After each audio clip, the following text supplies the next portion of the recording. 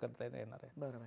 आत्ता सर तुम्ही म्हणालात तसं की यातली अनेक हस्तलिखितं अर्थातच संस्कृत असेल, पाली असेल, मोडी असेल, अशा वेगवेगळ्या लिपींमध्ये सुद्धा आहेत. तुम्ही म्हणालात तसं भुर्जपत्र, कागद, पेपर, कापड अशावर देखील आहेत.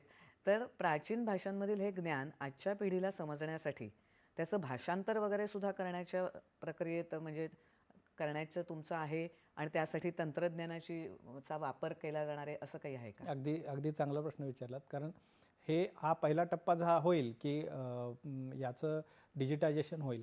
पण बऱ्याच वेळा असं असणार आहे की हे जे ज्ञान आहे किंवा हे हे जे हस्तलिखित आहेत, ही हस्तलिखित विविध स्क्रिप्ट्समध्ये म्हणजे विविध लिप्यांमध्ये आहेत आणि विविध भाषांमध्ये आहेत. बरोबर. म्हणजे काही ब्राह्मी खारोष्टीमध्ये आहेत, काही देवनागरीमध्ये आहेत, काही मोडीमध्ये आहेत किंवा काही शारदा लिपीसारख्या लिपीमध्ये आहेत. अशा विविध प्रकारच्या लिप्यांमध्ये आहेत.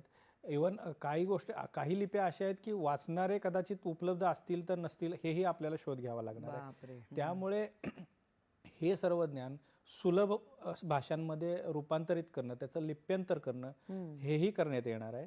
आणि त्या दृष्टीने तंत्रज्ञानाची मदत नक्कीच लागेल. कारण एकदा आणि मी सांगू इच्छितो की थोडासा विषय वेगळा आहे, पण ज्ञान भारतम जसं आहे तसंच भारत जेन नावाचं एक AI टूल आपण डेव्हलप करतोय, केंद्र सरकारतर्फे विकसित करण्याचं चाललेलं आहे. तर या टूलला अशा विविध भाषांचं इनपुट्स देऊन त्याला ट्रेन करणं चालू आहे.